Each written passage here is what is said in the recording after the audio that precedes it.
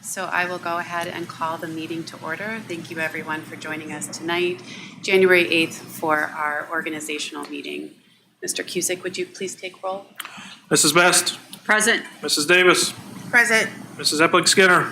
Present. Ms. Harless. Present. Mrs. Hudson. Present. Once again, thank you for joining us tonight for our organizational meeting when we have the privilege and pleasure of swearing in our new board members. You just heard everyone participate in roll call, but I will go ahead and introduce everyone. Starting all the way to my far left is board member Kelly Davis, then board member Amber Epling-Skinner, our treasurer TJ Cusick. I am Nikki Hudson. I served during this meeting as president pro temp. Our superintendent, Dr. Trent Bowers, and new board member Stephanie Harless, and board member Jennifer Best. If you will now join us, please, for the Pledge of Allegiance. I pledge allegiance to the flag of the United States of America and to the republic for which it stands, one nation, under God, indivisible, with liberty and justice for all.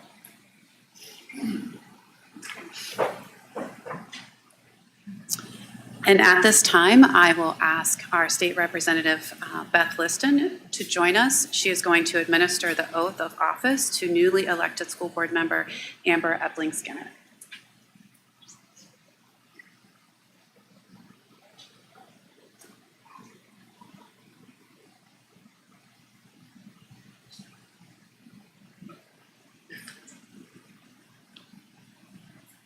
Raise your right hand. Repeat after me. I state your name. I, Amber Epling-Skinner, do solemnly swear that I will support the Constitution of the United States and the Constitution of the State of Ohio, and that I will faithfully and impartially discharge my duties as a Board of Education member in and for the Worthington City School District, Franklin County, Ohio, to the best of my ability and in accordance with the laws now in effect and hereafter to be enacted during my continuance in said office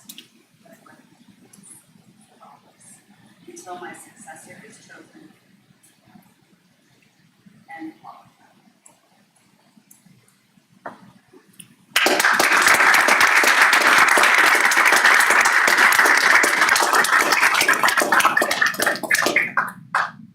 Thank you, Representative Liston. Congratulations, Amber. And now, if our board member, Kelly Davis, will join us, and if she will administer, I guess join us up front, you're already with us, administer the oath of office to newly elected board member Stephanie Harless.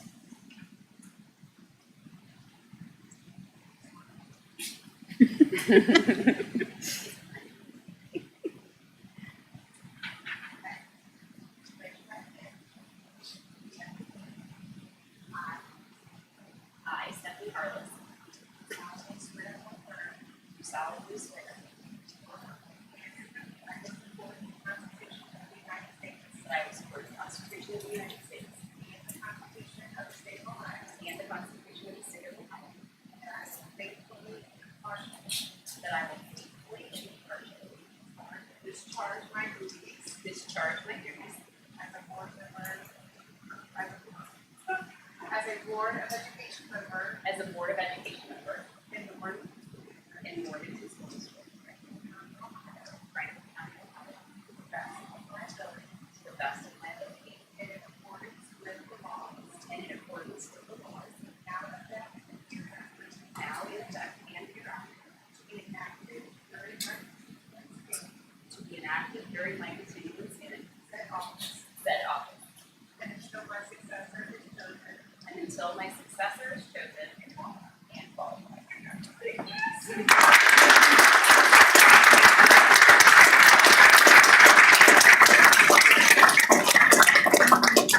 Thank you, Kelly. Congratulations, Stephanie.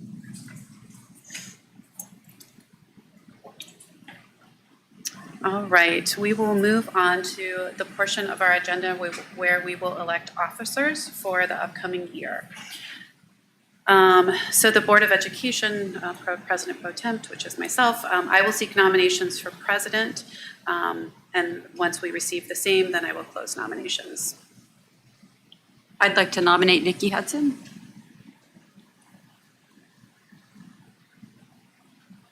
All right, I guess we don't need seconds, so we'll leave it at that. So will you call for the vote? For the nomination of Mrs. Hudson as president for 2024, Mrs. Best, Yes. Mrs. Davis, Yes. Mrs. Epling Skinner, Yes. Ms. Harless, Yes. Mrs. Hudson. Yes.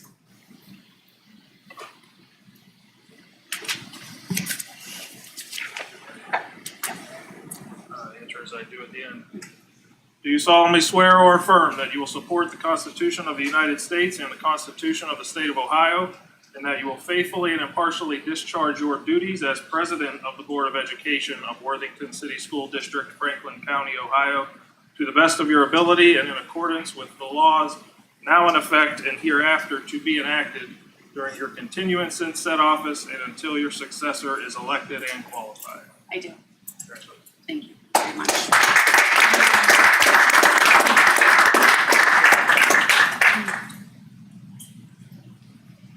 And now I will seek nominations, for vice president. I nominate Kelly Davis.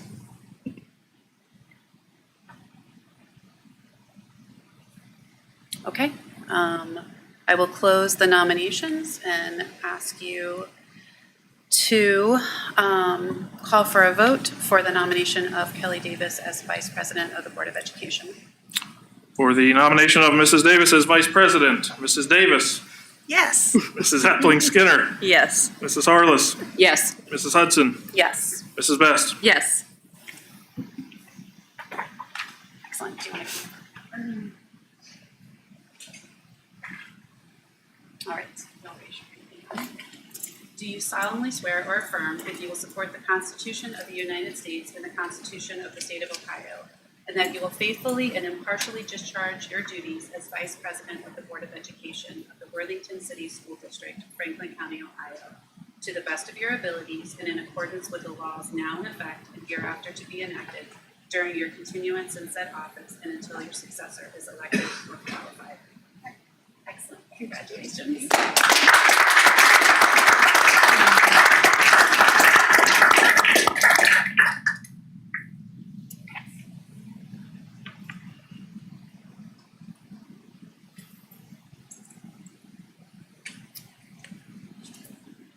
All right, at this time, we will establish our meeting dates and times for 2024. There is one change before we vote on it, and that is the work session on September 20th would change to September 27th. So may I have a motion to establish what is printed in the agenda with that one change to establish our meeting cadence for 2024? So moved. May I have a second? Second. Any questions or comments or discussions? Okay. Would you please call for the vote? Mrs. Epling Skinner, Yes. Ms. Harless, Yes. Mrs. Hudson, Yes. Mrs. Best, Yes. Mrs. Davis. Yes. Thank you. Motion passes. May I please have a motion to approve the appointment, of board members to the boards, commissions, and organizations as listed in our agenda under section 13. So moved. Second. Any questions or comments? I have one question, not about the actual designation of the liaison, but just on that form that we have as a contact. If we could somehow update that. I don't know if like Vicki or Christy could let us know who a best contact would be, or if we individually should be reaching out to Swim Inc. or the City of Worthington to see who would be the best contact. But I think we should update that portion of that list. just Yeah. in the future. No, that makes sense. I'll coordinate with Vicky after the meeting to figure out the best way to do that. Okay. Yeah. Good point. Mr. Cusick, would you call for the vote, please? Ms. Harless, Yes. Mrs. Hudson, Yes. Mrs. Best, Yes. Mrs. Davis, Yes. Mrs. Epling Skinner. Yes.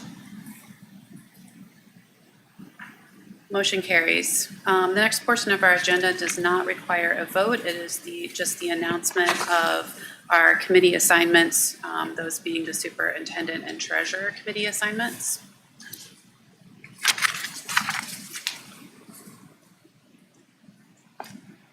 Following that is the announcement and appointment of members to board committees, and that is, again, no vote required, and Kelly and I will continue to serve on the policy committee as we've been doing this academic year, and I think we've all established that those committee assignments will review the change of the new academic year, so that it just seems to flow a little better internally with our internal connections within the district. And that brings us to our board memberships, and there are 3 that are listed under point 16 of the agenda, section 16 of the agenda. And if I could get a motion to approve membership in the following organizations for the 2024 calendar year, those being the Ohio School Board Association, the Ohio Education Policy Institute, and the Ohio School Board's Legal Assistant Fund. So moved. Second. Any questions or comments regarding those 3 organizations or a continued membership in? Okay, great. If you would call for the vote, please, Mr. Cusick. Mrs. Hudson, Yes. Mrs. Best, Yes. Mrs. Davis, Yes. Mrs. Epling Skinner, Yes. Ms. Harless. Yes. Thank you. Motion carries. We also have a recommended motion to approve membership in the Worthington Area Chamber of Commerce. I believe this was separated just so that the desire to abstain because Mrs. Best, Jennifer, I don't think I've ever called you Mrs. No. Best. I just like Jennifer because you do work for them. So if I could get a motion to approve that membership, please. So moved. Second. Any questions or comments? Okay, if you'll call for the vote, please. Mrs. Best, Abstain. Mrs. Davis, Yes. Mrs. Epling Skinner, Yes. Ms. Harless, Yes. Mrs. Hudson. Yes. All right, there are certain resolutions that we must pass on an annual basis. Section 18 of our agenda currently covers that. If I could get a motion to approve the resolutions as set forth in section 18 of the agenda. So moved. Second. Any questions or comments? Okay. Mr. Cusick, if you'll please call for the vote. Mrs. Davis, Yes. Mrs. Epling Skinner, Yes. Ms. Harless, Yes. Mrs. Hudson, Yes. Mrs. Best. Yes. Thank you. Motion carries. And that allows us with a few minutes to pause between our organizational meeting and our regular meeting and celebrate the swearing in of our 2 newly elected board members. So we will, I will entertain a motion to recess just until 6:30, and then we'll start our regularly programmed Board of Education meeting. So moved. Second. Would you please call for the vote? Mrs. Epling Skinner, Yes. Ms. Harless, Yes. Mrs. Hudson, Yes. Mrs. Best, Yes. Mrs. Davis. Yes. Excellent. Thank you for joining us, everyone.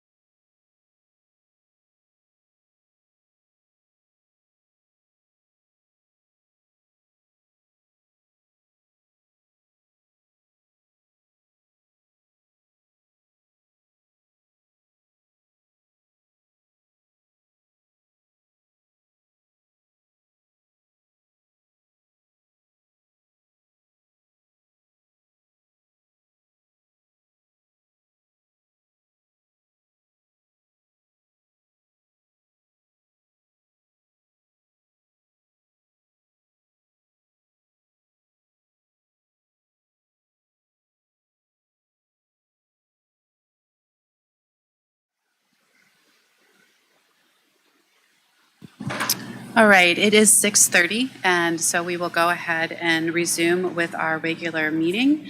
And I will just start by noting that this will be the first ever regular meeting of an all-female member Worthington Board of Education. Something we should feel good about, those of us who are sitting up here. Yes.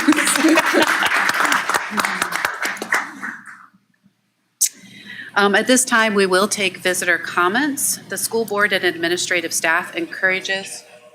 Oh, sorry, I skipped. I apologize. Before we do that, may I have a motion to approve the agenda of our regular meeting? So moved. Second. It's been moved and seconded. Any questions or comments regarding our agenda for this evening? Okay. TJ, if you'll please call for the vote. Mrs. Best? Yes. Mrs. Davis? Yes. Mrs. Epling Skinner? Yes. Ms. Harless? Yes. Mrs. Hudson? Yes.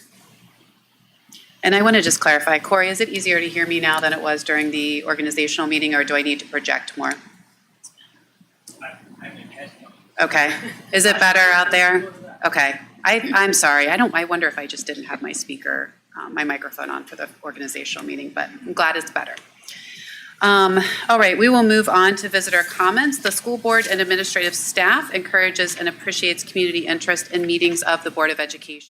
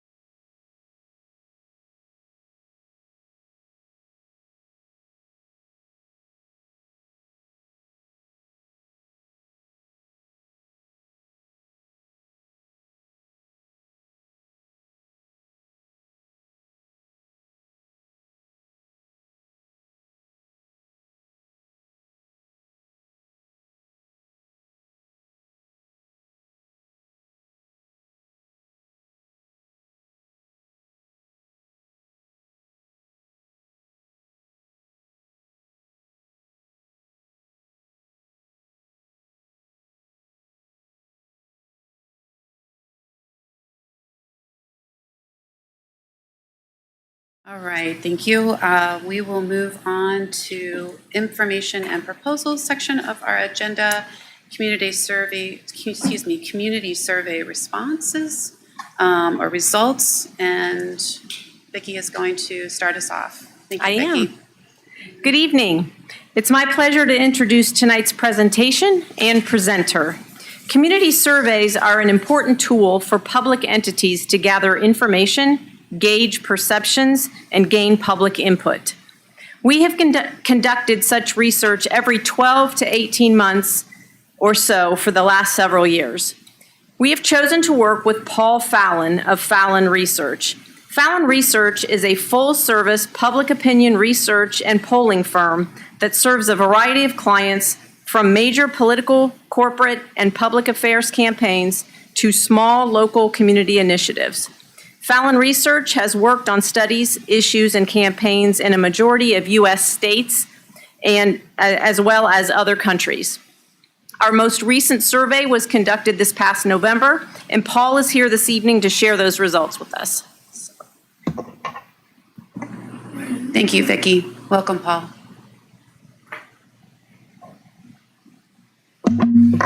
Thank you, Vicki, for the introduction, and thank you to the board members for having me back tonight. It's always a pleasure to come back to the school district in which I was raised. It's good to be home again. During the next few minutes, I'm going to be presenting the results from the most recent survey, but before I do, let me talk briefly about the methods. The data that I'm going to be presenting was gathered through a combination of secure SMS, text-to-web surveys, and telephone interviews performed by specially trained opinion research interviewers. It was conducted with 300 randomly selected adult residents of the Worthington City School District, and for 300 interviews, the overall estimated margin of sampling error is plus or minus 5.65% or 6% with rounding. It just means, for example, if we asked on a survey, what is your favorite topping on a pizza? If 50% of the respondents said pepperoni because of sampling variability, that number could be as low as 44% to as high as 56%. The interviews and surveys were gathered during the period of November 13th through November 20th, so this is very recent data. And the results were stratified and weighted so that all key subgroups within the community are represented in proportion of their percentages of the adult population. And the reason that we do that is to prevent over or undersampling of any key groups from distorting the results. Due to rounding, not all the results went up to 100%, and the data is presented in a slightly different order than the questions were asked in order to make this flow a little more easily and presented and to be presented. A couple of points of nomenclature. When I refer to parents, those are respondents who at the time of the survey had a child enrolled in the school system. Non-parents are those people who did not have a child enrolled in the school system, although they may indeed be parents whose children are either enrolled in a Catholic, parochial, or private school, or perhaps just not yet of school age. Also, other races are those respondents who indicated that their primary race or ethnicity was other than African American or white, and they were consolidated into a single subgroup in order to have a large enough sample for significance testing. First, one of the first questions we asked was, generally speaking, at this time would you say you're satisfied or dissatisfied with the Worthington City School District that serves your community? As you can see from the pie chart, 69% overall indicated they were satisfied, just 14% were dissatisfied, 7% volunteered mixed opinions, and 10% were unsure. Now, as Vicki mentioned, I work all over the country and certainly all over the state of Ohio, so I have a vast basis of reference for comparison, and I can tell you that this puts you in the upper tier in terms of school districts and satisfaction ratings. So for that, you can all reach over and pat yourselves on the back. Looking at the horizontal bar chart on the right-hand side of the screen to review some of the subgroup results, as you can see among parents, 72% were satisfied compared to 67% of non-parents. 67% of 18 to 44-year-olds were satisfied compared to 68% of 45 to 64-year-olds and 75% of respondents 65 and older. However, I want to point out that those differences were not statistically significant, which means there was unacceptably high probability that those modest differences are just due to chance because we used random sampling for selection of the respondents. Also, I want to point out among college graduates, 74% were satisfied compared to 62% of those respondents who are not college graduates. When we asked the same question in 2022, 58% were satisfied. So there's been a substantial jump of 11 percentage points over the last year, which is more good news. We also programmed the computer, so those respondents who in the previous question indicated that they were dissatisfied were asked in an open-ended format. In a few words, what is the biggest reason you're dissatisfied with the Worthington City School District? As you can see, overall, 28% said they were dissatisfied with the quality of education or teaching. Another 17% had concerns about student safety. Another 17% said high taxes, too much spending. Another 12% said there's just too much emphasis on social or political matters. 25% gave other responses which were aggregated into a single category, and 2% were unsure. Now, that figure of 28% seems a bit high, but let me point out that that's just a fraction of a fraction, because that's just among the 43 respondents who indicated they were dissatisfied. So actually that equates to just 4% overall. So rest assured, that's not a reflection of people's assessment of the quality of education just among that small segment that are dissatisfied. To give you a little bit of flavor for what people said in the survey, I want to present a few of the verbatim responses. One respondent said, with the outrageous taxes, they're not offering a better quality of education. Another respondent said, the Worthington School District chooses to follow national fads that are not the responsibility of the school district. The focus should be only on academics only. Another respondent said, for us, property taxes are way too high for this area. The direction of the school not having police officers in the school. Policy decisions are not to my liking. Another respondent said the schools are unsafe, test scores are awful, and the taxes are too high. Now keep in mind, this was just a very small group of dissenters and not representative of the broad population. We also asked, overall, how would you rate the quality of education that is being provided to the Worthington City School District? And this was asked to all respondents, and as you can see, 73% rated it as excellent or good, 12% fair, just 4% poor, very poor, and 12% were unsure. Looking at the horizontal bar charts on the right-hand side of the screen to view some of the subgroup results, among parents, 77% said excellent or good, compared to 70% of non-parents. It was 65% among 18 to 44-year-olds, compared to 78% among 45 to 64-year-olds, and 83% among those 65 and older. Also, among African Americans, 62% said excellent or good, compared to 59% of respondents of other races and 79% of whites.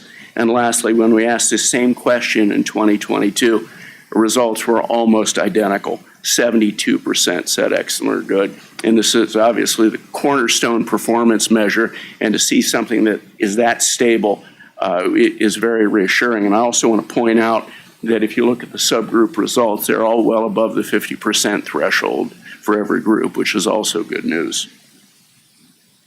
We also asked, how would you rate the job the Worthington schools do to prepare students for life after they graduate, such as being prepared for college or higher education? 60% said excellent or good, 13% said fair, 5% said poor or very poor, and another 22% were unsure. So there's a higher level of non-attitudes here, and this probably is just not something that a lot of people are aware of. But nevertheless, among those who did have opinions about it, the lion's share rated it as excellent or good. As you can see from the horizontal bar charts on the right-hand side of the screen, among parents, 57% said excellent or good, compared to 62% of non-parents. But those differences were not statistically significant. In layman's terms, that just means they were the same. It was 51% among 18 to 44-year-olds, but I want to point out, if you look at the far end of that chart, 34% did not have opinions. However, among 45 to 64-year-olds, 70% said excellent or good, as did 65% of those 65 and older. Also, most notably, among college graduates, 60% said excellent or good, which was not statistically significant when compared with those people who did not have college degrees at 62%. So, simply put, their views were largely identical. We also asked about managing finances. We asked, in your opinion, how would you rate the job the school district does managing its budget and finances? Here, 47% said excellent or good, 20% said fair, 10% said poor or very poor, and 22% are unsure.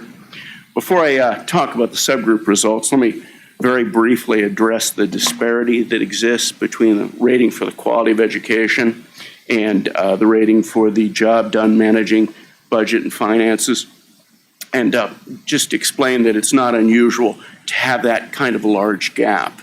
And the reason for that is when you think about ratings for the quality of education, there are a number of telltale signs that people can use to formulate their assessments, even if they don't have kids in school.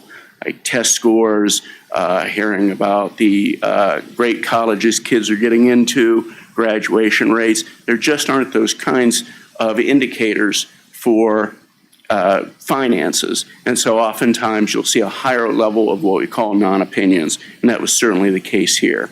Now, ideally, you want to be at or above the 50% threshold, and you were pretty close, but just a little bit below it. Now, looking at the subgroup results, as you can see among parents, 56% said excellent or good. It was 43% for non-parents, but I want to point out 25% were unsure. Also, for college graduates, 52% said excellent or good, compared to 43% of those people who did not have college degrees. And I was a little bit curious about that. I'm not sure how to hypothesize that difference, but I wanted to present it nevertheless. And when we asked the same question in 2022, 58% said excellent or good. Also want to point out, too, if you can look at the very end of that horizontal bar chart, you'll notice the high percentages of uncertainty among all the categories, and that again is indicative of the fact that people aren't necessarily bristling at the job being done. They're just not certain, probably lack a lot of information of form assessments about that particular matter. I also want to point out it's kind of good news. Typically, the only time I find a lot of people have opinions about this is when there's a scandal or a problem. So you're not being damned by faint praise here, believe me. We also asked at this time, the school district is currently in the process of renovating, modernizing, and replacing the high school buildings. How much news and information have you heard, read, or seen about this?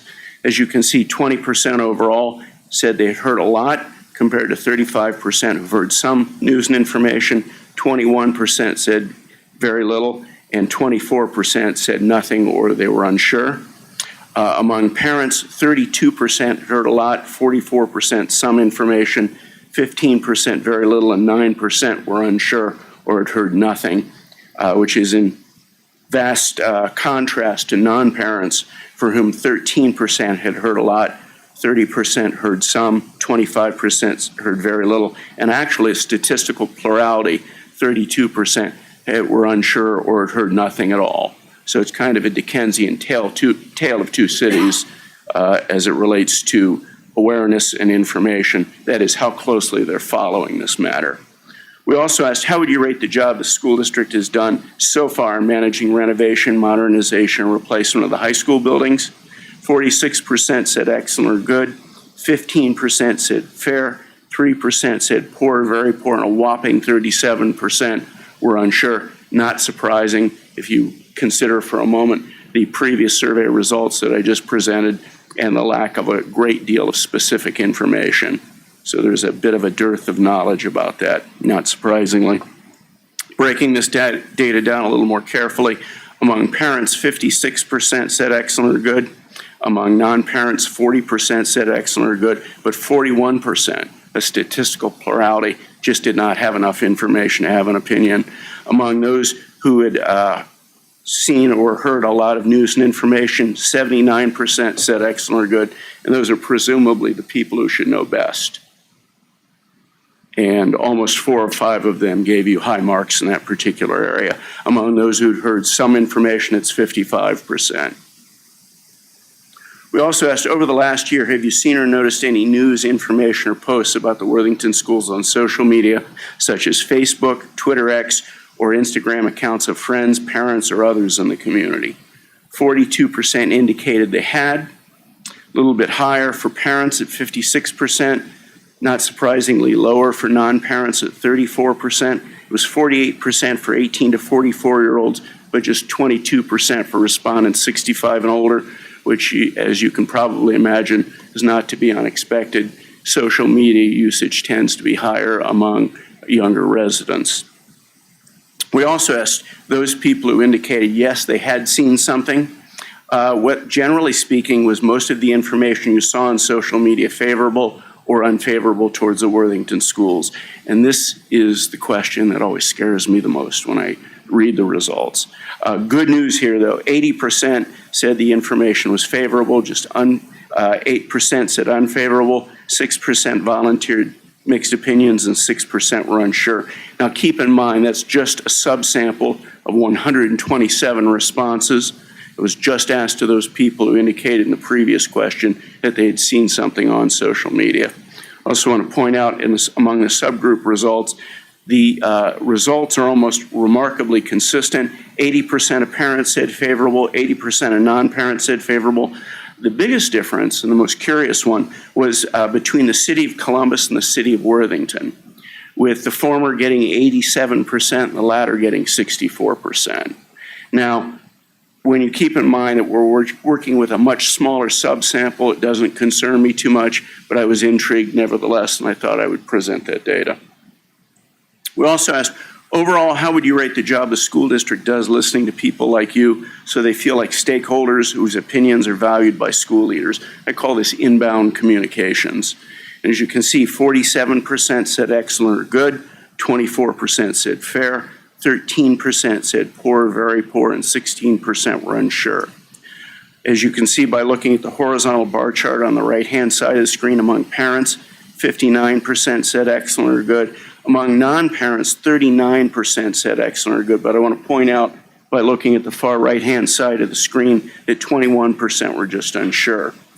46% of 18 to 44-year-olds rated it as excellent or good, compared to 50% of respondents 45 to 64 and 44% of respondents 65 and older. There was a little bit of ambivalence, but not a lot of dissent, as you can see by looking at the red surface areas for all of these results. They're all fairly modest, with the highest one being just 20%. We also asked, how do you get most of your information about the Worthington schools? And we did this in what's known as a forced choice battery, where the respondents were presented with different options and asked to choose. And as you can see, the most frequently chosen response at 27% was reading school emails and publications. However, it was 48% among parents, but just 12% among non-parents. On the second plateau, a distant second, at 14% was reading online and traditional newspapers, which was 6% among parents, but 19% among non-parents. Now, I think that this is going to dwindle. And as you can see by looking at the far right-hand part of the slide, among respondents 65 and older, it was 26% as well, indicating it's still a primary source of information. But as our local newspapers started to fade into the sunset and the demise of the This Week newspaper chain presages, that's going to change, and people are going to start getting their information from other sources. So there may very well be a bit of a vacuum coming. Third, at 10% was talking with parents and kids who attend school, which was 10% among parents and 10% among non-parents. Fourth, at 8%, was viewing social media postings, which was 5% among parents and 11% among non-parents. Next was visiting the school district website at 5%. It was 6% among parents, 4% among non-parents, and 3% chose talking with teachers who work at the schools, which was 3% among parents and 2% among non-parents. I also want to point out a couple of other subgroup differences in call-out boxes to the right of the screen. Reading school emails and publications was chosen by 31% of 18 to 44-year-olds. Also, viewing social media postings was chosen by 12% of other races compared to 8% overall, and talking with parents and kids who attend school was 10% overall, but 17% with African American respondents. A lot of information here, and a lot of what we call fragmentation as well. Probably the most important thing to take away from this is that it's getting more difficult to reach people in this day and age amid the variety of different ways that people are getting their information. It's not like in the 70s when you could have a news story on television, and if it was on all three major channels, you'd probably get 80% of the public to see it. Those days are over. It's going to be harder to reach people. Lastly, a couple of other results I want to present. First and foremost, overall, 38% of respondents reported being satisfied with the quality of life in the greater Worthington area, which is fabulous news. Not surprised. I can vouch for that. 76% indicated they use social media frequently or occasionally, including 81% of parents. So it's going to be a great medium to use to try and reach people, among others. I wouldn't recommend that any public institution rely exclusively on it, but it is one of the arrows in your quiver. 63% of respondents said they were getting the right amount of information from the district, including 75% of parents and 57% of non-parents. And that's a tough target to hit in this day and age. But all majorities of respondents among all the key subgroups indicated they were getting the right amount of information. And lastly, conversely, just 25% said they were getting too little information, including 13% of parents and 31% of non-parents. A couple of key findings that I'd like to recap. First and foremost, overall satisfaction with the school district among parents and non-parents was quite high and suggests the school system is part of the central fabric of the community that attracts residents and families to it.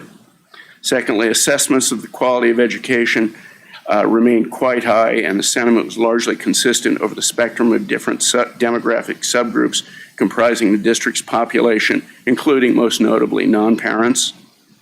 Assessments about budgeting and finances have dropped slightly since last year, but still teetered near the ideal threshold for that particular measure, and the change may merely be a response to other aspects of the opinion environment, such as the economy.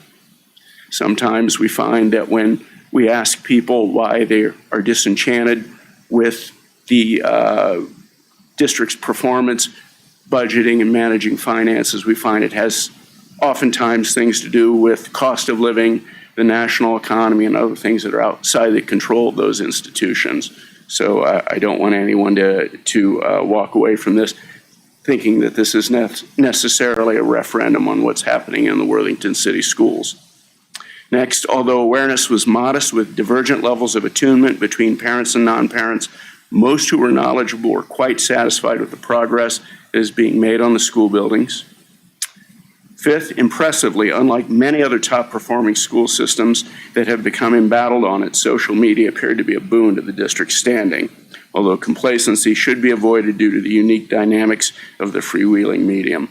Social media can turn on you on a dime, and I've seen that happen in a countless number of communities. So being forewarned is forearmed. And lastly, among the most challenging feats in the digital information era, district also appears to have deftly reached a broad swath of the public it serves, which may be contributing to the stellar public approval it has cultivated within the community. Lastly, if I were a radiologist and you asked me to X-ray you, I would tell you that you are a healthy patient with no bones broken, no masses, nothing about which to be concerned. Excellent. Thank Let me you. open the floor for any questions that anyone has. Absolutely. Does anyone want to start first? Jennifer, do I you can want to go. go first? Okay. Yeah, thank you very much My pleasure. for the presentation, and I really liked it on the first slide about are we satisfied or dissatisfied, that you had asked for some of the reasons why people may be dissatisfied. So I think that's really helpful to have that information, even though it's just a few people. So, and then on the facilities, this is driving me crazy that there was so many people not aware. And I feel like we send quarterly newsletters out, postcards, it's everywhere. So what are the suggestions to help get the word out? Or is it the non-parents and it's just not something they're interested in? For better or worse, you've got a lot of great stories to tell. And frankly, I'm not sure, and I haven't spoken with Vicki or Dr. Bowers or any of the other administration about how important this is to continue to talk about. As I mentioned earlier, the quality of education is the benchmark measure, Yeah. and always the most important one. And if I had my druthers, I would spend 90% of my time talking about it. Now, I realize that your challenges are a little bit different. You've got a very variegated constituency that you need to serve. But I think given the fact that there's a lot of competition for the attention of the average person in this day and age, you have to choose your battles wisely. Great, thank you. That's it for me. I have a hopefully easy question. Also, thank you for being here, and it's a lot of information to digest, so I probably a lot have to more present in questions. 20 It'll take a minutes. while. I'm just curious, when you were going through the information sources, snail mail, is that in one of the categories or was that one not counted? The response options that they were given were reading online and traditional newspapers, reading school emails and publications, talking with parents and kids who attend the school, viewing social media postings, talking with teachers who work at the schools, and visiting the school district website. Okay, so are we assuming that they lumped those in with reading school emails and publications? Because we do a lot of mailers, to Jennifer's It's point. very possible. Okay, It's certainly very possible. And the reason that we don't elaborate more is because if you think about it, when we're talking with someone on the phone, it requires a lot of mental gymnastics Absolutely. for them to keep all those response options in their mind and then choose from among them. So we try to limit it to about 5 or 6 just to improve the performance of the respondent, frankly. Yeah. So we had to be a little bit parsimonious in Yeah. what we could offer. understood. It's just we do a lot of mailers, so it's something that we might want to look into in the future to understand if they are consuming that or if it's going in the recycling bin. Thank you. Thanks, Stephanie. Amber or Kelly, would you like to go next? Sure. I just want to say thank you. It's really helpful to have this bird's eye view. And with Stephanie, there's a lot of information. I'm sure I'll have a lot of questions tomorrow. But just, it's good to have this overview. It's also good the input that you're giving to Jennifer about the quality of education and how it kind of ranks of the other categories. But I do think paying attention to those is also helpful. I do have a question about, like, you did have some questions where people were dissatisfied and you had responses to that. Did you also get people that were satisfied and get examples there as well? It's just, In the interest of time, we only asked one open-ended question, and that was to the dissatisfied respondents. And the problem here is that open-ended questions take more time, and we find out that the longer the survey is, the less likely people are to complete it. okay. So in the interest of getting the best and most generalizable data possible, we have to be somewhat judicious in what we ask. Yeah, I do think both are valuable, so that's good. But thank you for that presentation. Thanks, Kelly. Amber?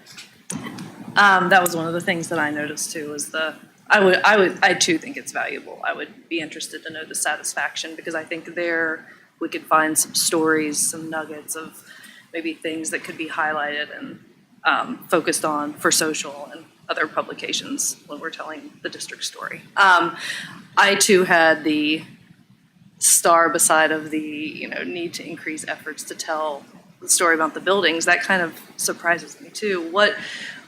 Currently, we have information on the website. I know I've seen printed publications go out. There's things on social. What else are you aware of what else the district is doing? Or maybe this is a question for putting Vicki on the spot, but we can talk about it later. I'm glad to talk with the administration at some point and discuss other strategies. But as I said, I always think that, especially when you've got education rating this high, that's probably the first thing you want to come out of your mouth each time you're speaking to the public. I don't always have the luxury of reporting this kind of information to my clients. Sadly, sometimes I'm 911, but that isn't the case here. Excellent. Thanks, Amber. Paul, I was just wondering, okay, so hindsight's 2020, right? Is there anything that you saw here that you're like, I wish we would have asked an additional question or two in this particular area, so that we can think about that the next time we go out to the community? This one was fairly replicated the one we did before, correct? And so, I think maybe tweaking the question related to emails and publications, maybe mailer somewhere in there is probably a great suggestion. But even just diving one question deeper in a particular area, where would you recommend that we focus that? I could go wild. It's okay. Give us your really top could. three. Give us your top three. If we had room, it might be interesting to know the views of homeowners versus renters, because that can be exceptionally enlightening, especially when you start thinking about subgroups that may not be getting as much information or may not be being as attentive to the school. You also oftentimes find that renters, for example, don't have the length of residency and don't have that tradition of being in the school district. So bolstering the district standing with them can be useful, especially because oftentimes in a community like this, a lot of people will rent in a community to be a part of the school system. So they're your entry-level fans, if you will. I just got done doing a survey for another school district in another state. We asked respondents if they had any children enrolled in private, parochial, or I forget how we worded, but online schools perhaps. And they were very worried about what was happening and why people were enrolling their children in these non-public school systems, even though they lived in the community.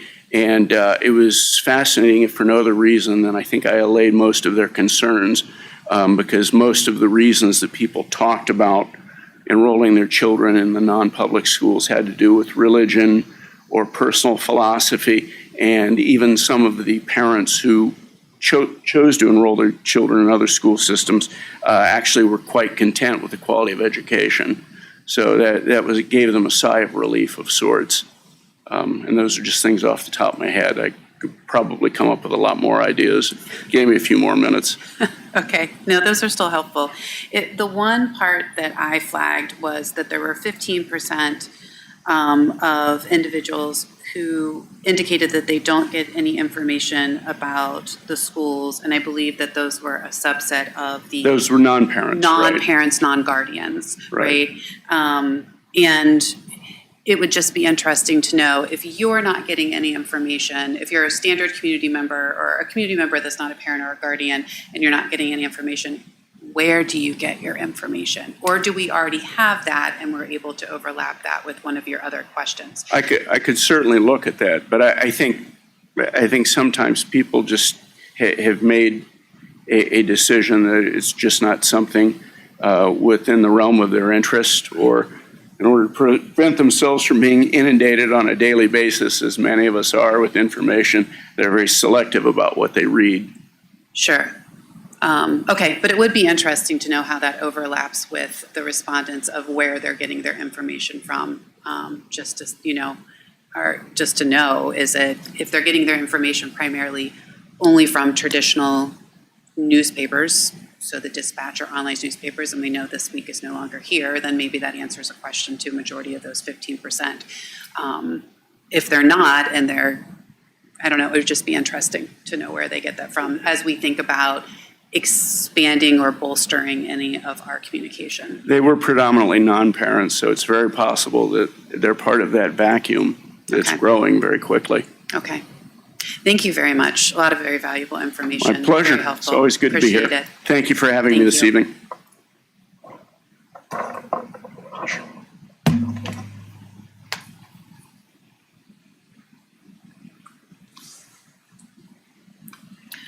All right, Dr. Bowers, that brings us to the superintendent's report.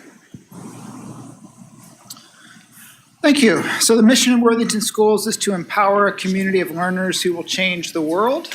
It's fun to see Mr. Fallon here as one of those people that is changing the world in his work. In Worthington, we have 4 vision statements, and so for this report, we try to provide an update on each vision area. So the first vision statements, we will engage each student with diverse opportunities to maximize every student's potential. As you know, our kindergarten through 8th grade social studies adoption was approved back in May of 2023. And since then, we've focused on the training and implementation of that K-8 social studies. So starting in late January, later this month, and then finishing by early April, our K-8 teachers will come back together one more time this year to review work on their curriculum maps, update the K-5 progress reports, so with report card indicators to align with the state standards, and then collaborate with the representatives from the textbook companies, all with an eye on fidelity of implementation district-wide, and we appreciate Kelly Wegley's work with this group. Our second vision statements, we will provide a safe environment where every student can grow intellectually, emotionally, socially, and physically. And so we're working to build those safe environments. Construction is continuing on the new academic wing at Thomas Worthington High School. So as you drive by the site on 161, you'll see that the entire first floor of the new academic wing is complete.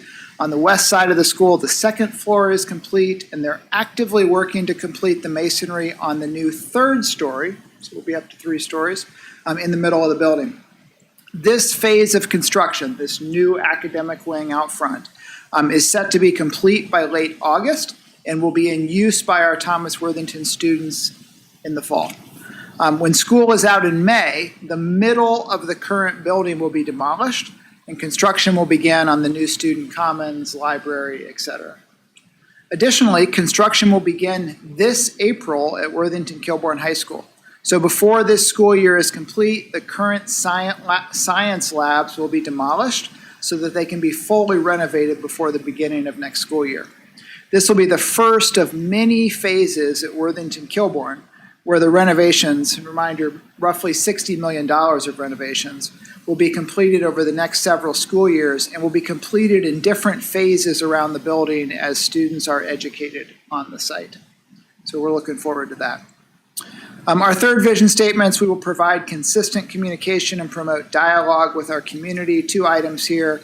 Just a reminder, we've set a community meeting for this Wednesday, so January 10th, here in this room at 6:30 p.m. To discuss the I Am Boundless property as a potential site for a new Colonial Hills Elementary School. So hopefully everybody received their postcards in the mail inviting them to that meeting. Second, we have a community coffee scheduled for this Friday morning at 8 a.m., again here at the Worthington Education Center. Our special guest will be our Director of Elementary Education, Rob Messenheimer, so we're expecting a big crowd. We'd love to talk about elementary education Friday morning, but we will talk about anything in Worthington schools, but Rob will be here to talk elementary education. And then finally, we'll be responsible and transparent with our community resources. Just a reminder that recently we made an offer on a property on Bush Boulevard. Longtime Worthington residents will recognize it as the former Sinise Services Building. Currently, it's branded as an Amazon building. The location of this property is ideal because it sits next to our current transportation building and our bus lot. Vertical Adventures sits between the 2 properties. If we were able to successfully purchase this property, we can consolidate landscape maintenance with facilities maintenance, currently housed next to Linworth. Landscape maintenance is behind Thomas Worthington, between that Thomas and Evening Street property, which would create some operational efficiencies. The site would also enable us to relocate essential transportation and bus driver offices and facilities, as well as eliminate the rental cost of several separated warehouse spaces by consolidating storage into one central location. So we're progressing in these negotiations, and we hope at some point that we are able to complete a deal. We just want to update you on that. President Hudson, that's my report. Thanks, Dr. Bowers. Any questions or comments about anything that Trent raised tonight? Okay, excellent. Thank you. TJ, would you like to provide us with the treasurer's report? Certainly. Thank you. Happy New Year. This is somewhat old news, but we haven't had a public meeting since early December. And so I think it's worth mentioning House Bill 187 that we were worried about that made substantial changes to reappraisal. The Senate made changes to it. The House effectively did not take up those changes, so the bill died. We were in communication with Representative Liston. Good to see her here tonight that helped in that effort.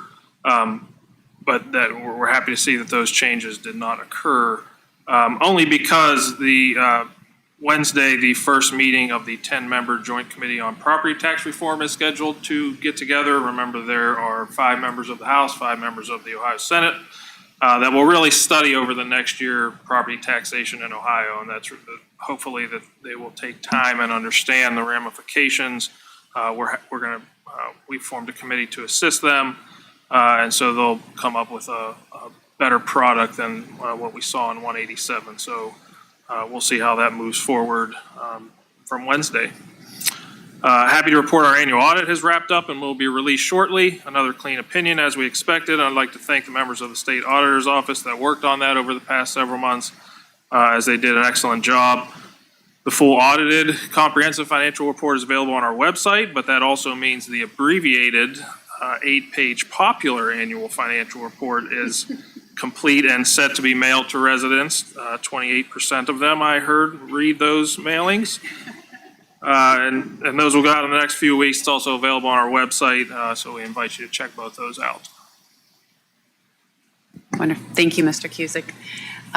Any questions or comments? Other than we obviously should encourage everyone to watch in their mailbox for that report. And one more question for TJ that I think I ask every time, but the committee that you're on to look at property taxes, you're still on that, and that's still Yeah, looking? it's a subcommittee at OASBO, so there's probably 15 or so treasurers that have volunteered. So we're hoping as this committee comes up, they're going to come up with ideas, then they're going to bounce those ideas off us to understand the ramifications of those, and hopefully there'll be back and forth dialogue. That's the goal. That would be great. Thank you for being part of that. Excellent, thank you. All right, that brings us to board committee reports and announcements, which, man, if you were able to get something done committee related between our 6:15 ending of our organizational session and our 6:30 start of our regular meeting, kudos. So anything? No. Go ahead, Kelly, please. Well, maybe I have two things. So I mean, from our last meeting though, I did participate in the Worthington Community Vision meeting where they gathered information for their 7 vision statements and gathered community input. They also conducted a survey as well to gather that. And so now the 7 vision committees or teams are getting together. I think my meeting is later this month to discuss that community input. And so then they'll try to implement 2 or 3 action plans for what they want to move that vision message forward. So that's good, that's happening. I did separately, like non-Worthington School Board related, but I'm in a leadership academy and I went to a retreat this past weekend. And what I can bring back to the board is that part of this academy is that we do assessments. So we did the Strengths Finders assessment. That's such a hard word to say. We did the Strengths Finders assessment. We also did the DISC assessment. And I found the DISC assessment to be both of them were extremely valuable. But I felt team working wise, DISC was just amazing to know, like, if you've ever heard of DISC, I'm not going to do it justice. But if you want to look into it, I think it's something that maybe the 7 of us could do. And not necessarily, at minimum, do the assessment just so and share with one another what our letter is. I am a C. So it will be easier to know like our behavior, how we respond to things, what we lead with. And I just found it valuable. And I think especially if we start with 2 new board members, it'd be really nice to know what Amber's letter is or what Nikki's letter is. And so the report gives you like, how does a C interact with another letter in this DISC, D-I-S-C. Okay, so anyways, just something to look into. Just put a little bug in your ear for that maybe that's something we, 7 of us, can do even ahead of our retreat that's coming up. So that's all I have. Thanks, Kelly. Great suggestion. I was just going to say, why don't we look into it prior to the retreat? Because that would obviously give us time to share the results and discuss the same. I've done Strength Finders, but I've never done DISC, so I'm intrigued, especially because you compared the 2. The only thing I will share is that I had the privilege of attending the Worthington Kilbourne High School International Baccalaureate celebration last week. The program this year is 10 years old. And I shared with them, I specifically recall, I think it was my first year on the board when we had to vote as to whether or not we were continuing that program. So it was really great to be able to celebrate their 10th anniversary, to listen, to see all of the graduates who came back, to listen to their stories, how the program impacted their time there at Kilbourne, how the program has impacted their experience, their academic career since then. Several of them spoke about the academic rigor of the program and how they felt extremely prepared going forward. And just great to see them interacting with the existing students as well. So think that's a program we should be very proud of. There was one student in particular who shared that she's in her first year of law school, and she goes to school with a number of international students, and that this is just a random comment, but a lot of them were very surprised that coming from Ohio, she was an IB grad, and she was like, yes, you don't have to be just in Switzerland to get an international baccalaureate degree. So they were all impressive and appreciative of the program and what they received from it. So I wanted to share that with the rest of the board. All right, that brings us to our approval of minutes. If I could get a motion. Do you usually do that? It doesn't matter to me. Go ahead. If you Okay, sorry. It says recommended by the treasurer. That's why I paused. It's been a little while since I led this part. To approve the minutes as presented in enclosure F1. So moved. Second. Any questions or comments for those of us who are here for the meeting or participated in the meeting? Okay. If you'll call for the vote, please. Mrs. Best, Yes. Mrs. Davis, Yes. Mrs. Epling Skinner, Yes. Ms. Harless, Yes. Mrs. Hudson. Yes. Motion carries. And TJ, I'll let you take the next one. Yes, I'd like to recommend that the board approve appropriations modifications listed in the agenda. These are general fund appropriations that net out to zero, just transferring from some service categories to other areas. So moved. Second. Any questions or comments? Okay, if you'll please call for the vote. Mrs. Epling Skinner, Yes. Ms. Harless, Yes. Mrs. Hudson, Yes. Mrs. Best, Yes. Mrs. Davis. Yes. Motion carries. Thank you. Dr. Bowers?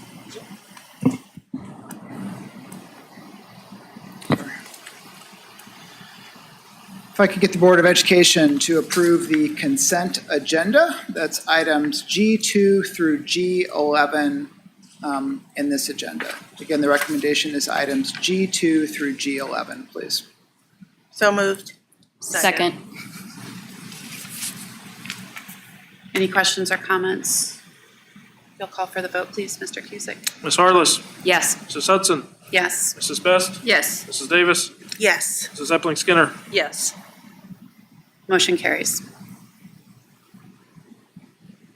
Dr. Bowers, new business? Yes, thank you. I'd like to recommend that the Board of Education approve item H1. It's the acceptance of the donations that are listed on this agenda. Items H1, please.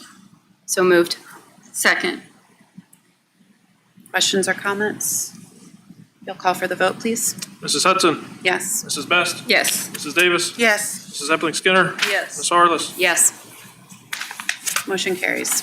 Thank you. I'd like to recommend that the Board of Education approve item H2. H2 is the recommendation to approve the continued enrollment of a senior whose family has moved out of the school district. Item H2, please. So moved. Second. No questions or comments? You'll call for the vote, please. Mrs. Best, Yes. Mrs. Davis, Yes. Mrs. Epling Skinner, Yes. Ms. Harless, Yes. Mrs. Hudson. Yes. Thank you. I'd like to recommend that the Board of Education approve item H3. Item H3 is the resolution confirming the impracticality of busing a newly enrolled student to the Immaculate Conception School. Item H3, please. So moved. Second. Questions or comments? All right, Mr. Cusick, if you'll call for the vote, please. Mrs. Davis, Yes. Mrs. Epling Skinner, Yes. Ms. Harless, Yes. Mrs. Hudson, Yes. Mrs. Best. Yes. Motion carries. That brings us to, thank you both, that brings us to a recommended motion to approve the registration of board members to attend the events listed in section I-1 of our agenda. If I could receive such a motion. So moved. Second. Any questions or comments? Anyone not signed up who wants to go to something that's coming up? Looks like we have Board Member 101 and Board Member 201. That's excellent. Okay, if you'll call for the vote, please. Mrs. Epling Skinner, Yes. Ms. Harless, Yes. Mrs. Hudson, Yes, Mrs. Best, Yes. Mrs. Davis. Yes. motion carries. Excellent. Thank you. Absolutely. Thank you for going. That brings us to requests, questions, or concerns from the board. I just have one question when I think about the calendar. I think a while ago, we got an email from Trent about our student meetings at the high schools that were set for February, but we didn't assign dates because we were going to have new members. Do we have that list? So maybe we could start getting that on the calendar. Yeah, So the list of actually when those, When they are in, I think you set them in February. Maybe I'm no, they're wrong. definitely set in February. I can go back and send you the chart that, I mean. Okay, so or that I we, guess send it to you so you guys can determine who. Yeah, who that sounds attends good. what. And But basically then- February 13th through 21st. Like we have a 13th, 14th, 15th, 20th, 21st set right now, different times. So, So we'll figure out between us who's able to attend those. and we and send that back to usually you. each end up attending 2 of the sessions and have 2 of us at each session. Correct. Yeah, And they're really interesting They and are. they valuable. are. They're a That's highlight. good. There's no question. But yeah, for Yeah, sure. So, yeah. Okay, thank you. Thanks, Jennifer. That's it for me. Anything else? Just enjoy your flowers. Thank you for our flowers, Happy Kelly. School Board Yes. Member Recognition Month. It's early in the month, so we can continue to celebrate, That's right, all Okay. month long. Excellent, good. All right, so that brings us to the calendar, which we just approved earlier this evening, so hopefully we're all aligned. I would share that to the extent that in upcoming meetings, there are any topics, as we're planning out, not just over the next 3 meetings, but future meetings as well, things that you want to see our administrators present on, things we feel like we haven't had an update on in a while. Let's make sure that we get those on sooner rather than later so that individuals have time to prepare. And so I would just encourage you to send those to me and to Kelly, and we'll make sure that we discuss those during agenda prep. And then otherwise, we've got our next regular board meeting on January 22nd, followed by our work session on February 9th. Very much looking forward to that. And then another regular board meeting on February 12th. I'll take the lead on looking into DISC and circling, like Kelly, I'll meet with you about it and we'll figure out how we can, if that's something that we could do before our retreat and get results back for all of us, and what that would look like. Assessment takes 20 You minutes. did it right, okay. Oh, you guys did it? Okay, Yeah. well then I'm feeling And like they- maybe if it's been done within the district, we probably either have a license or secure a license to make that happen. And it sounds like it could provide us valuable insight into Yeah, and I working think with it each was other. really valuable from our discussions with you, so, yeah. Okay, excellent, good. That's excellent. All right, I believe that brings us to adjourning our first meeting. So may I have a motion, if there's no further business, may I have a motion to adjourn our meeting? So moved. Second? TJ, would you please call for the vote? Mrs. Epling Skinner. Yes. Ms. Harless. Yes. Mrs. Hudson. Yes, Mrs. Best. Yes. Mrs. Davis. Yes. excellent. Thank you for joining us this evening.